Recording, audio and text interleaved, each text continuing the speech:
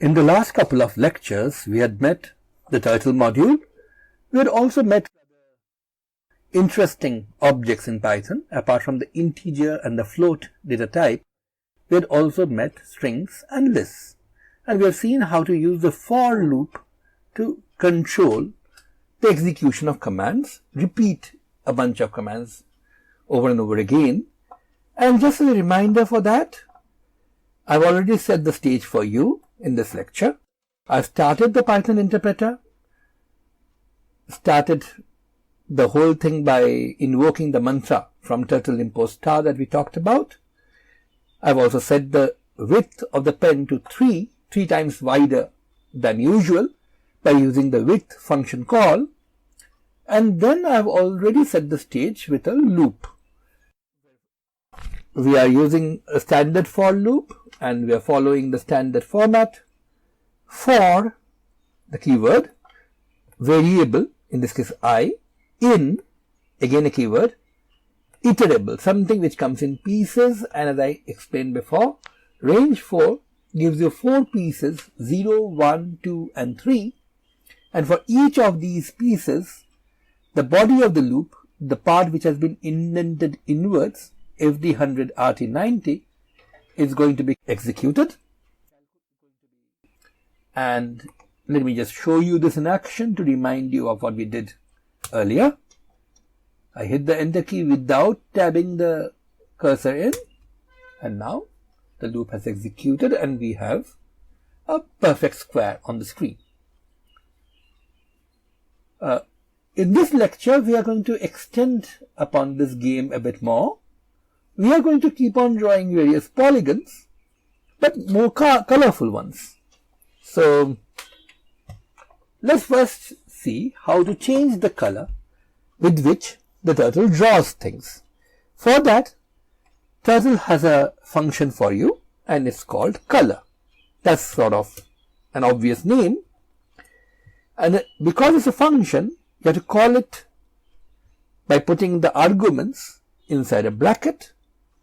And here, let me just put in the argument red. This is a string, RED, you have put it within quotes, and the obvious effect this will have is that it's going to change the color of the turtle to red. Of course, this has no effect on the drawing that has already been done, so the square that was on the screen is still black, but notice that the turtle itself has changed its color to red. If I were to repeat the loop after this,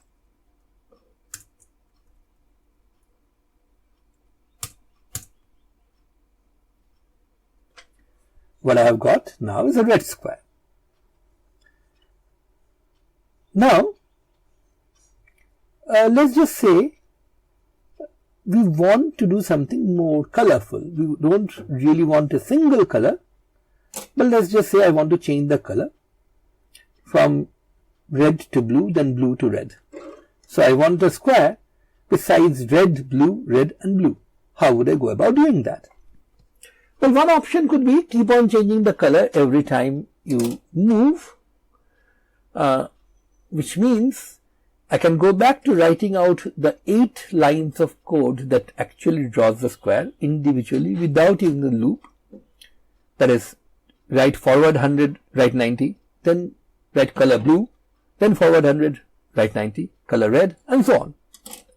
But let's try to see whether we can cleverly do this from within the loop. For this, what I'm going to do is make use of a variable.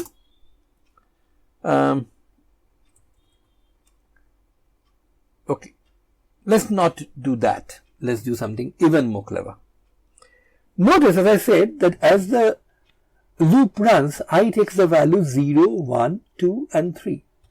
I want the first line to be red, the second to be blue. Remember, the first line corresponds to I equal to 0. I want that to be red.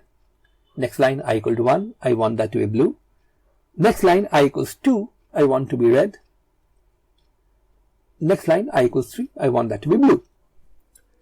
So now, you might be able to gather that this means that whenever I is even 0 or 2, I want the color to be red.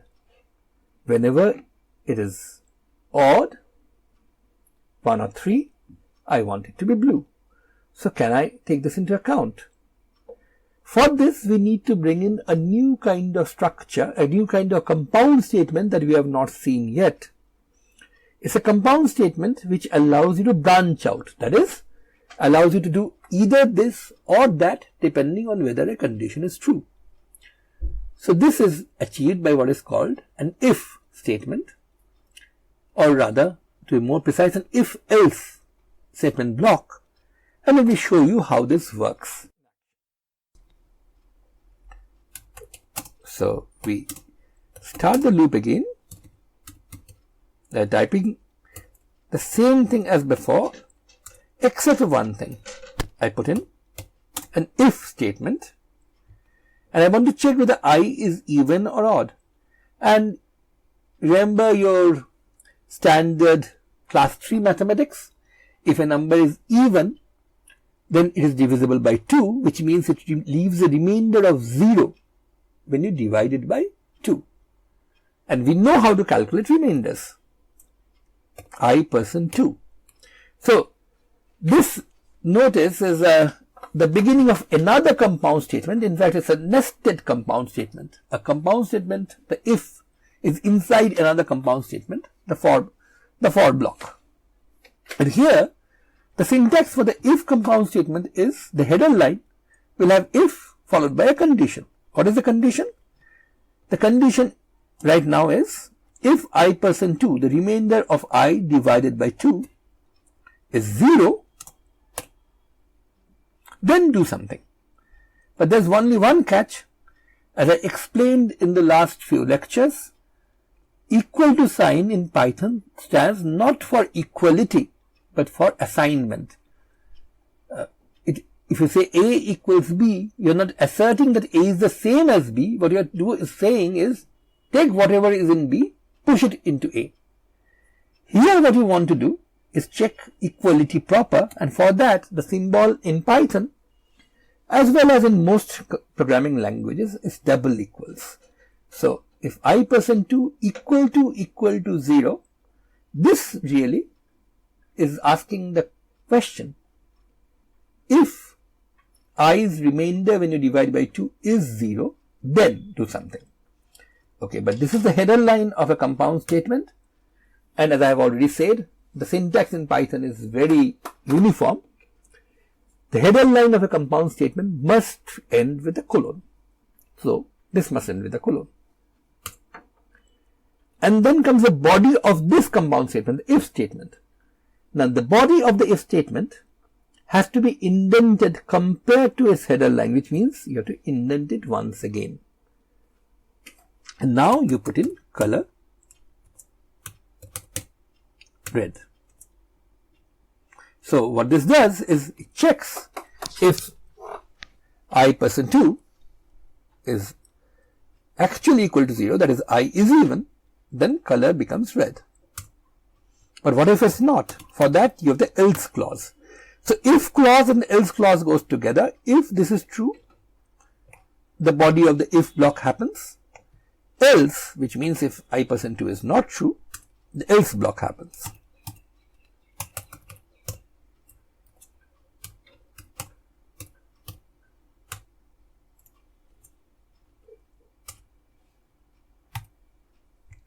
And now that the pen color has been set according to our demand,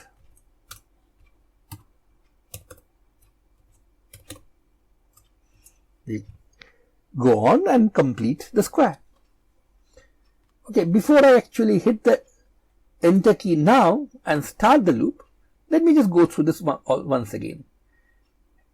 Range 4, as I explained before, is an iterable object which returns the values 0, 1, 2, and 3 in succession. I first becomes 0, then 1, then 2, then 3. But when the first time the loop is run, I is 0. So what's going to happen is, this if block is checked. The question is asked, if you divide I, that is 0, by 2, Is the result equal to 0? The answer of course is yes, and therefore this function will be called, color will be set to red. Else, of course, in this case, the else block will be ignored because this really is correct. After that, the pen will move forward to 100 pixels, leaving a red line, and will turn right to 90 degrees. This ends the body of the loop. So you go back to the top again. I takes the next value, which is 1, and now it checks again if I%2 equals 0, and now 1 remainder of 1 when you divide by 2 is not 0, it's actually 1. So this condition is false, so this block is not executed. The else block is. So the else block of course says color is blue. So the function color is now called setting the pen color to blue. And then you draw the line forward to 100 pixels and turn it right again. So next line will be blue, and so it goes. So you're going to get a red, blue square, and that is exactly what I said, right? That's what has happened. A red line followed by a blue line, then a red line followed by a blue line. Okay, so there are other ways of doing this. Let me just show you another way of achieving the same effect, and let's just reset the canvas so that I don't have to worry about the picture already being there. Of course, when I reset the canvas, remember the width is set back to 1. So I use a width function call with the argument 3 just to again get a fat old line on the canvas. And now what I do is I modify my previous loop slightly. I introduce a variable called C, which is going to store the color. So now we start with C, which is a variable name, being assigned the string red, to store in it. Fine. Now what I do is write the loop.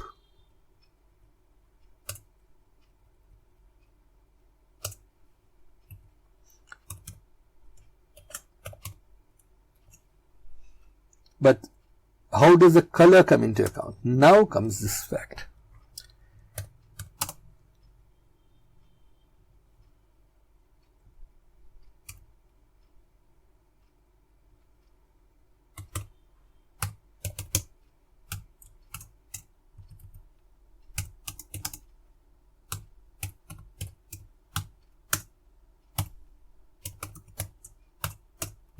So what am I doing?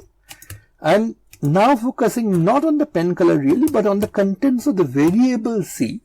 If C contains red, so if C is equal to red, we are setting C equal to blue. Note the difference between this equal to sign here and this double equal to here. Else, that is if C is not red, then it's of course blue, then you change C to red. And then finally change the color by putting color C here. Now I made a slight mistake. Well, not really a syntactical mistake. That's when I've got the grammar or the rules of the game wrong. I've made a semantic mistake here. That is, the program that I've written now, or the line of code that I've written now, will work, but will not exactly do what I intended it to do. Why? Because notice that after resetting the canvas, the pen color has gone back to black. And because I put color C at the end of the loop here, this will be executed only after the first line has been drawn. So first line here will be drawn in black.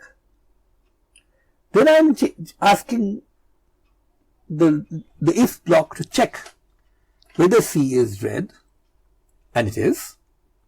So C changes to blue, and then and only then does the color C command come into effect.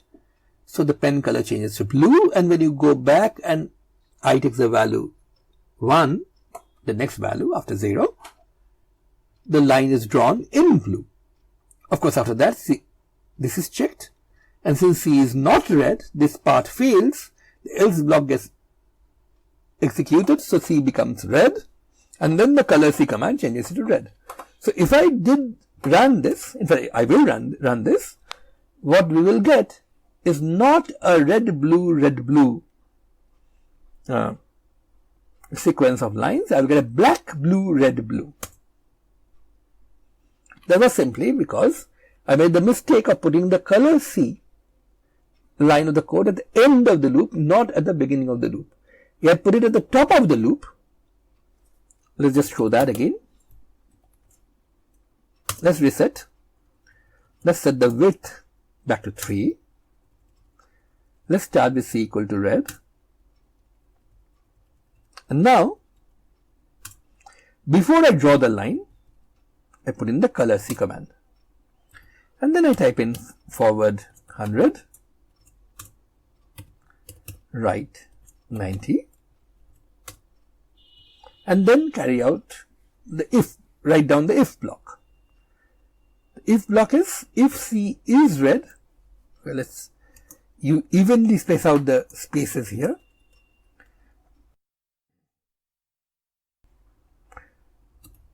If this, then C is blue, so assign the value blue to C, else, oops,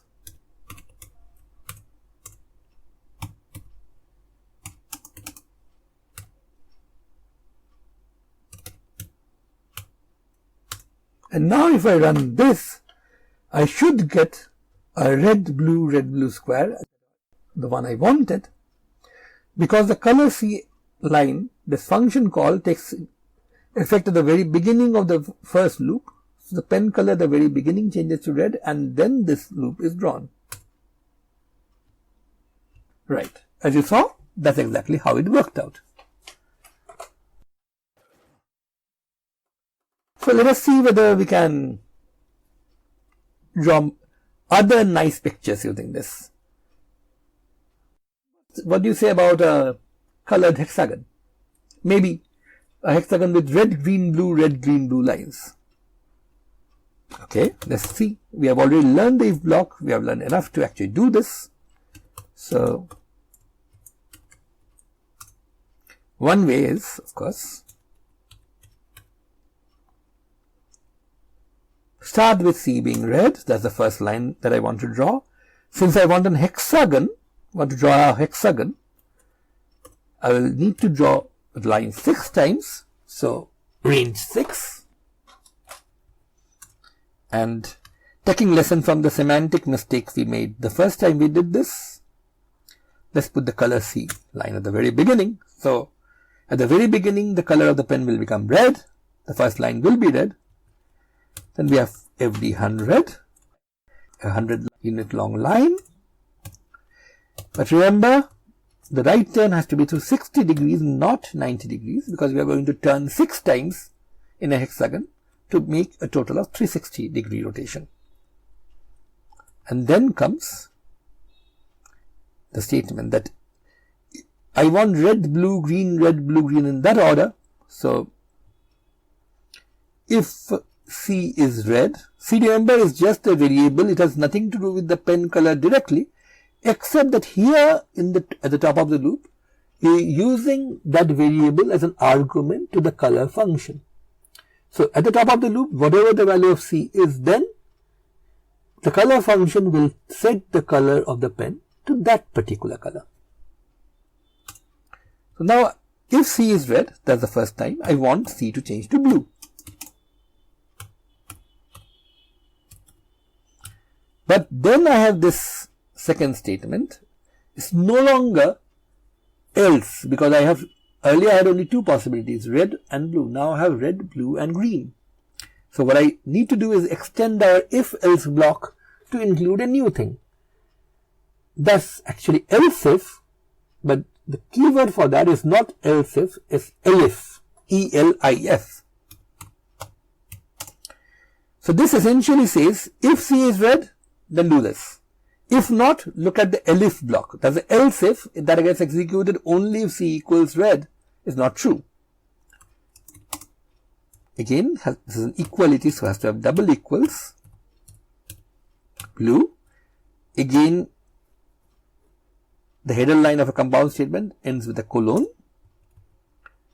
make C green. I could have added another elif C equals green, but notice that because we have only 3 possibilities here, if C is not red, then it will go to elif. Then if C is not blue, it will come to the other case, which means we have exhausted all cases. We can just write a simple else.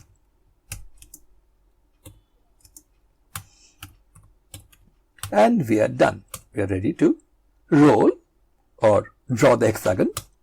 Red, blue, green, red, blue, green. Oops. There's a problem, and the problem simply is because I have written the loop wrong, or the if block wrong. I wanted red, blue, green, red, blue, green. What I ended up with is red, blue, green, blue, green, blue. And the reason why that happened is pretty easy to see. I messed up the logic in the if, elif, else block. Why? What I really had wanted was this. If C is red, make it blue so that the next time color C is going to change the pen color to blue. So next line will be blue. Else if C is blue, so C is not red. That's why the else if block is at all being coming into the picture. You're checking whether C is blue, you're making C green. So after the blue line has been drawn, at that point C is blue. The elif C equals blue, that thing comes into action and C becomes green. But else, that means C is green because it has already failed being red or blue.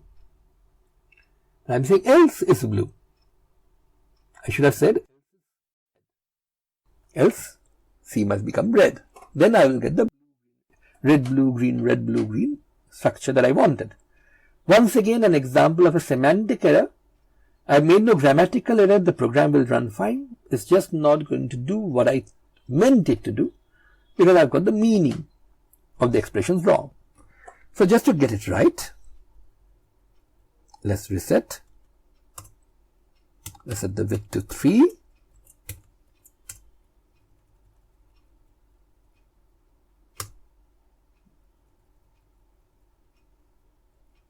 Color C. Forward 100. Right 60. Then comes the if, elif, else block. So if you only have 2 possibilities, it's the if else that you should go for. If you have more than 2 possibilities, it should be if, elif. You can have as many elifs as you want. And finally an else. By the way, the elif and the else are optional. Sometimes you may want to just do something if some condition is true. And if it's not true, you don't want to do anything. That's fine. You can just say if this, within the block, do something. Don't put in anything else. So if C is red, we change C to blue. Elif C double equals blue,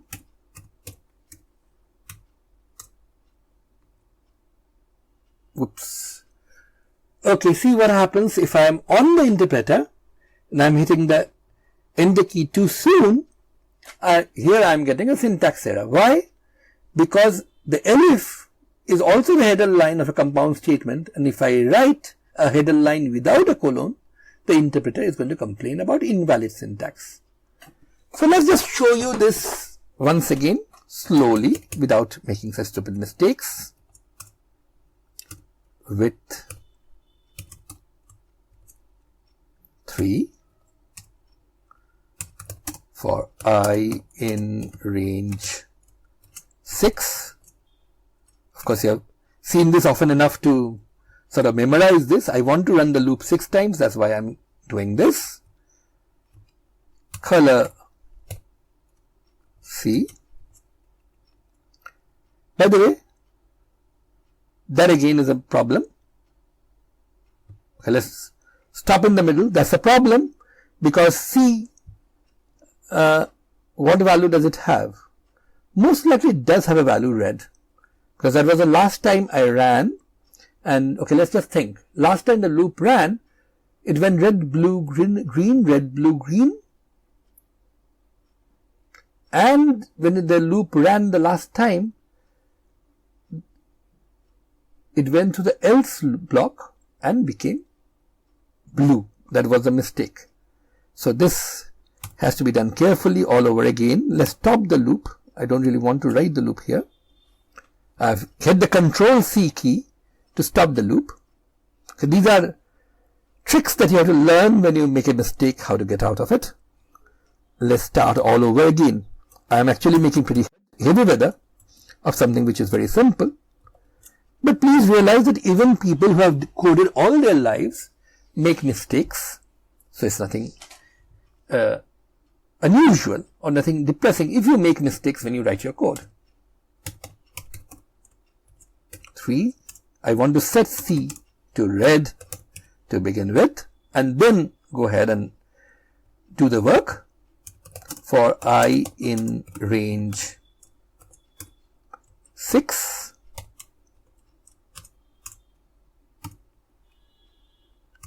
color, so change the color. Whatever the pen color is, it will change to whatever the variable C contains. Of course, it has to be a valid color name that we have been careful about. And then go forward 100 units. Turn right through 60 degrees, and then we have our if, elif, else block, and let's do it carefully this time. If C equals red, then change C to blue, and of course blue is a string, so it has to be in a quotes. Elif, which is short for else if. But by the way, you cannot write else if, you have to write elif. That's a keyword. C is blue. Make C green. Else, and this is where we messed up last time,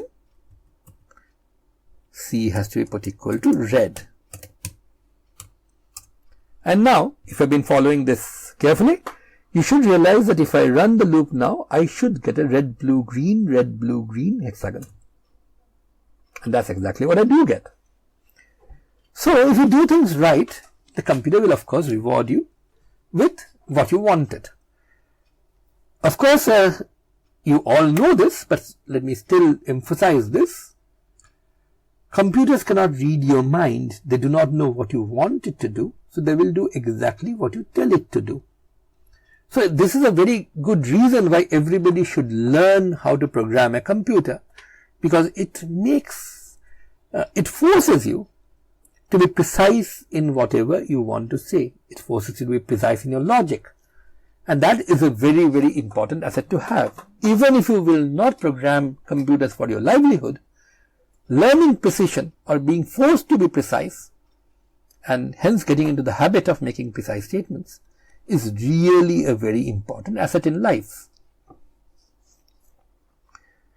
So let me just repeat this problem all over again. I want to draw this red, blue, green hexagon, but let me show you how we can combine the list that we had learned in the last lecture with this drawing thing and manage to do the job, perhaps with more finesse. Instead of using a rather ugly looking if, elif, else block, can we do something better? So let's try first putting all the colors that we want in a list called colors. Please note that this name here is an extra s, so this is not the name of the function. This is different. And in that, I list out the colors. So far, the only list we have seen had integers in them, 1, 2, 3, 4, 5, 6 or something like that. But lists are very, very versatile. They can actually contain different kinds of objects. Not only that, you can even have mixtures. You can have a list with one entry, an integer, another a float, another a list, another a string. The list will be perfectly valid as long as you separate each individual entry with commas and write the whole thing within square brackets. things will work out fine. Right now I just need 3 strings, red, blue and green. So I've written down the 3 strings in a list. We have ended and began in square brackets.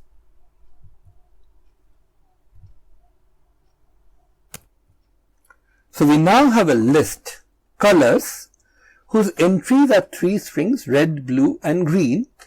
In case you have forgotten about how to index elements in a list, let me just remind you that you put square brackets after the name of the list. This will of course also work for a string, for iterables in general, and the indices go from starting from 0. So 0, 1 and 2 in this case.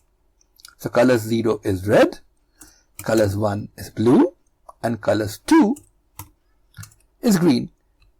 Let me remind you also that you could use negative indices to count from the back, and if you give too big an index or too large in magnitude a negative index, you are going to get an index out of bound error. We have seen all this in the last video. For the timing we just need this, colors 0 is red, colors 1 is blue, colors 2 is green. And how will I use this? Well, let me reset the canvas first and then set the width back to 3 as always, and then try this. I run the loop, which will run 6 times for I in range 6, and then I write a rather complicated looking expression. I say color, there is a color function. Of course that means it has to have an argument which I put in a round bracket, but that argument I take from the colors list. So what I am doing is I am indexing the colors list by the loop index I and using that to find out which string I am referring to and supplying this string to the function color. And then of course I put in forward 100, right 90 and right 60, and let's try running this. Now if you have paid attention, you might already see a problem here, but if you have not, that's the great thing about the interpreter. If you try it out, you will see soon where the problem is. Red, blue, green, and now I get a list index out of range error. Why? Because remember, I took its value from the range 6 object, which gave values 0, 1, 2, and then it gave the value 3. Of course, I'm trying to now index the colors list with the index 3, but colors has only 3 elements, so its indices go from 0 to 2, that's it. There is no colors square bracket 3, and you are getting a list index out of bounds error, out of range error.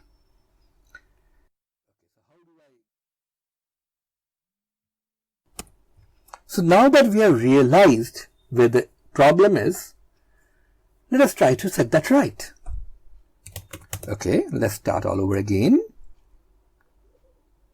with these commands which you have already seen over and over again. And then what I will do is this. For I in range 6,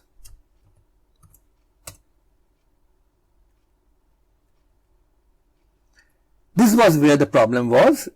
I was trying to index the colors list using the loop index I that took values 0, 1, 2, 3, 4, 5. But I only can afford to have values 0, 1 and 2.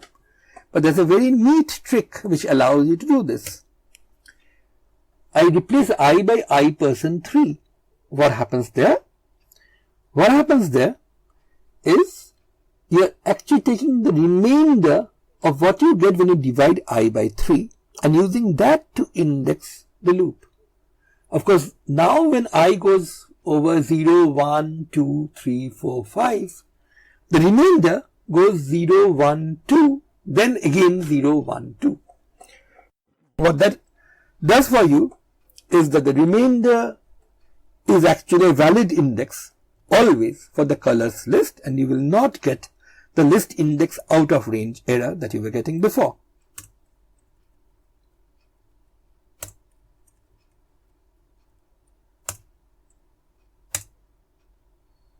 And now you see, you have got your red, green, blue, without using the if, elif, else block, just by using the list and indexing of the list in a clever fashion.